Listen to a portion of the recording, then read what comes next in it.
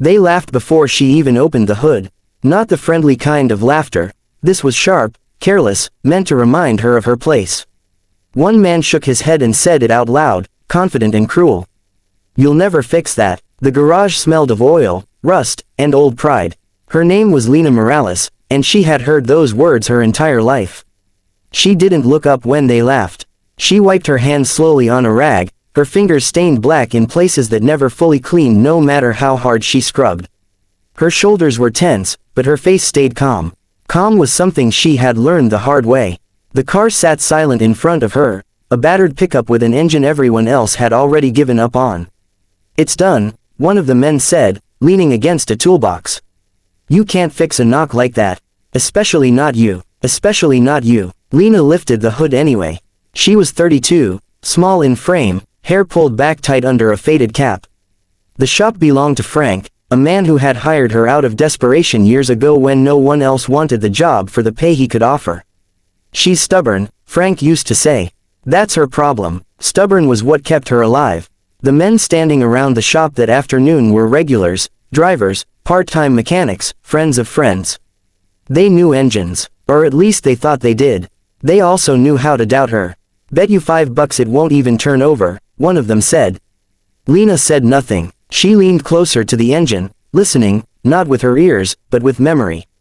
Her father had taught her that. He'd been a mechanic too, back when she was a little girl sitting on an overturned bucket, legs swinging, watching him work late into the night. "Engines talk," he used to say. "You just gotta shut up long enough to hear 'em." Her father had died when she was 19.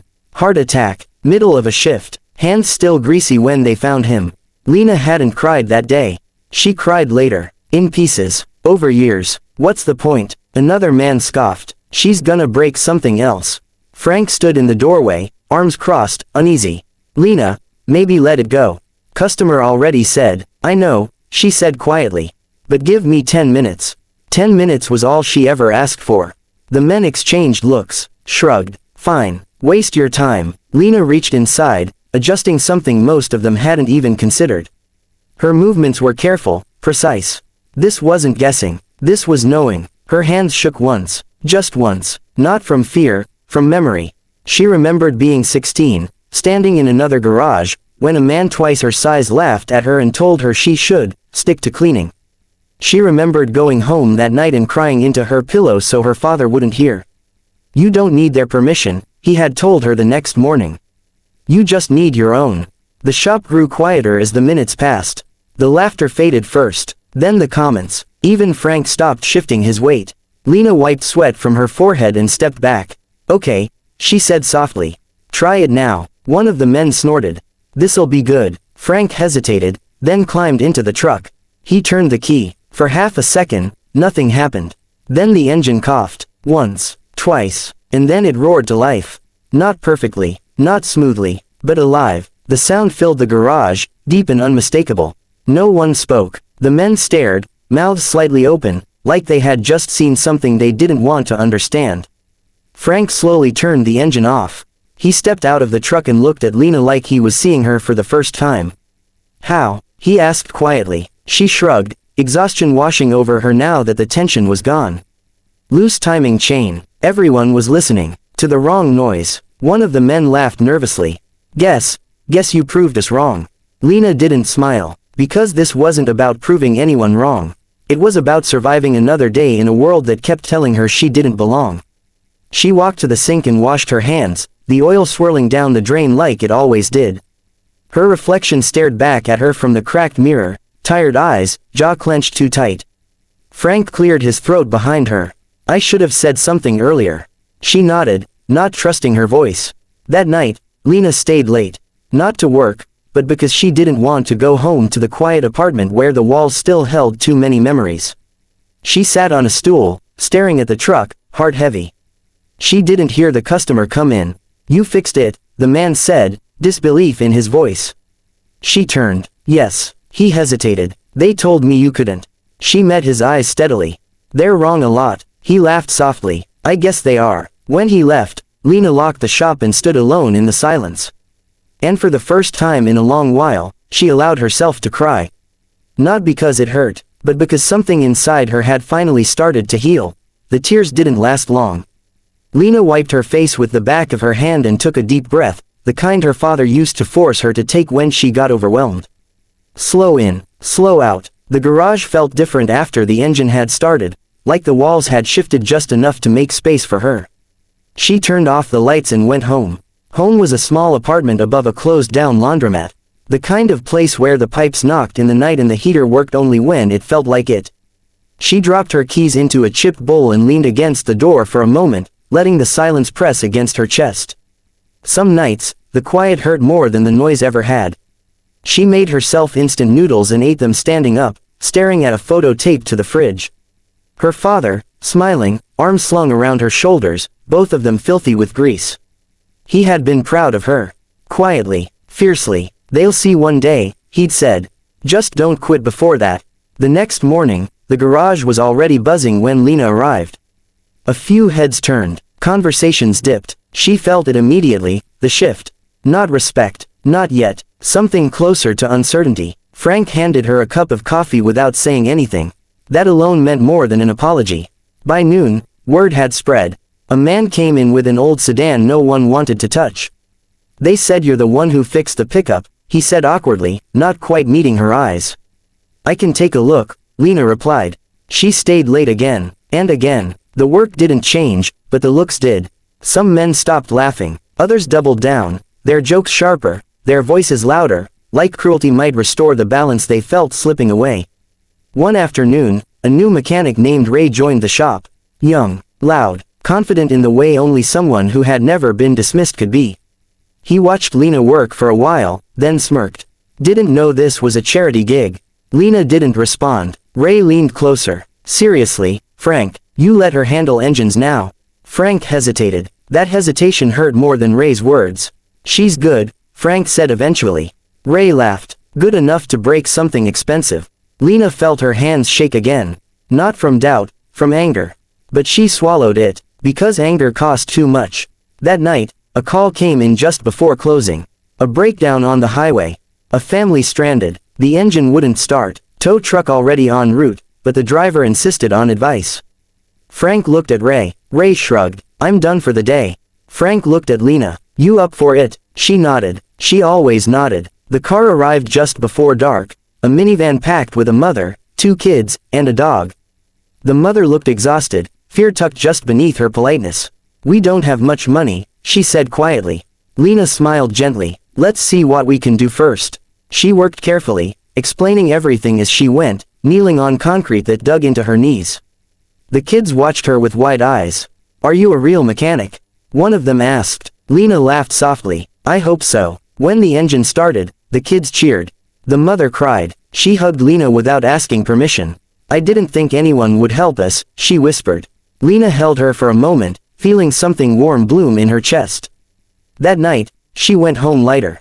Until the letter arrived. It was folded once. No return address. Garage restructuring, it said. Position under review. Her hands went numb. Frank wouldn't meet her eyes when she confronted him. "Ray's got connections," he muttered. "And customers feel more comfortable." Lena nodded slowly. She didn't argue. She packed her tools that evening in silence. The men didn't laugh this time. They didn't say anything at all. When she walked out, the sky was heavy with clouds. She stood on the sidewalk for a long time, holding her toolbox like it was the only solid thing left in the world. That night, she broke.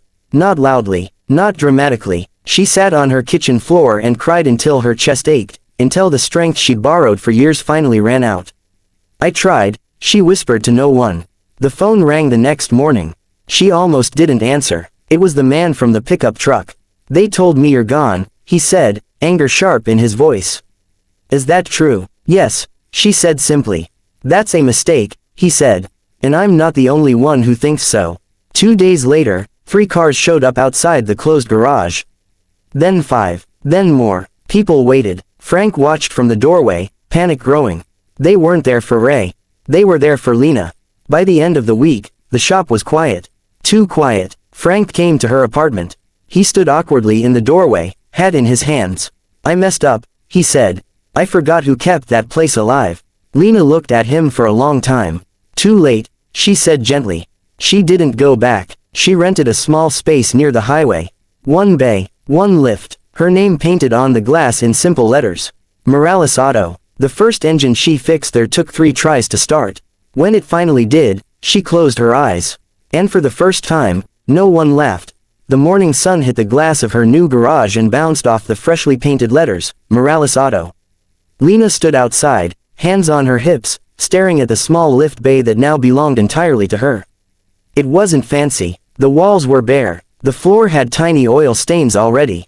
But it was hers, completely hers. Her first customer arrived an hour later, a beat-up pickup, hood rattling. Lena greeted the man with a small smile. He looked unsure, hesitant, like he wasn't used to seeing a woman in overalls, covered in grease, with hands that told stories he couldn't even read. You're the mechanic?" he asked, voice cautious. "Yes," Lena replied simply. "Let's take a look." She knelt beside the engine, listening carefully. Fingers tracing the old metal like she was reading Braille. She could feel the vibration of the engine like a pulse, weak and inconsistent. Her father's voice echoed in her head. "Engines talk, Lena. Shut up long enough to hear them." She smiled faintly. "I hear you, Dad." The man watched quietly as she worked, occasionally peering over her shoulder. It took time. Sweat ran down her forehead. She cursed under her breath when a stubborn bolt wouldn't budge, but she didn't stop. Finally, after what felt like an eternity, she turned the key. The engine coughed, choked, and then roared to life. The man's eyes widened. "Wow, I didn't think it would start." Lena wiped her hands on a rag, finally letting herself breathe. "It needed patience, not luck," she said. Word spread quickly. By the end of the first week, there was a line of cars outside her garage. People whispered about the mechanic who could fix anything, about the woman who had been laughed at but refused to quit. Some came skeptical, most left with awe, but Lena didn't celebrate. Not yet, not fully. Every success carried its own shadow, the memory of the laughter, the ridicule, the nights she cried alone on the kitchen floor. That shadow reminded her why she kept going.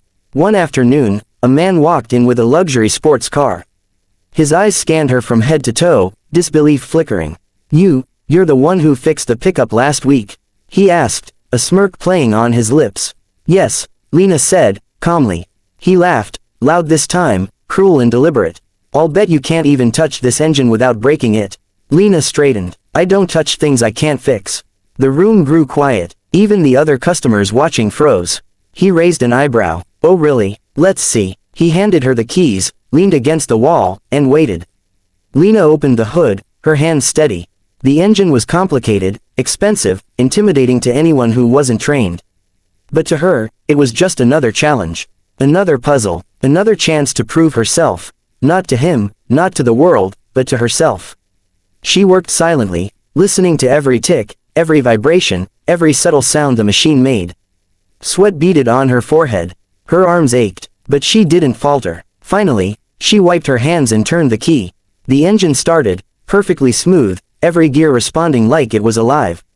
The man's jaw dropped. Silence filled the room. Then he laughed, not mockingly, not cruelly. It was stunned. I can't believe it. You actually did it." Lena's lips curved into a faint smile. "I always do," she said softly. That night, after closing, she sat on the curb outside the garage, staring at the empty lot. She felt tears prick her eyes, not from pain this time, but from exhaustion and relief. She had finally earned it.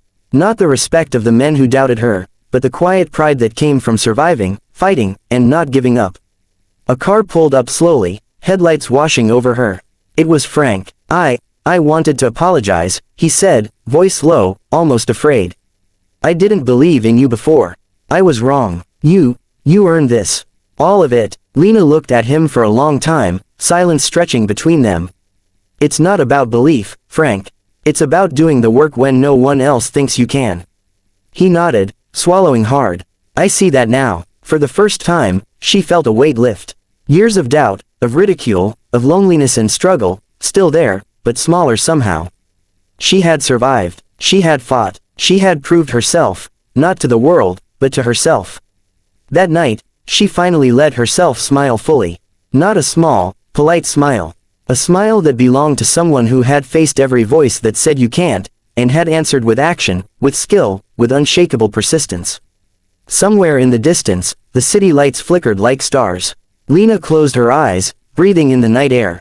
The laughter, the mockery, the pain of all those years, they hadn't broken her. They had made her stronger. And she knew one thing with certainty: from now on, no engine, no man, no doubt would ever stop her again.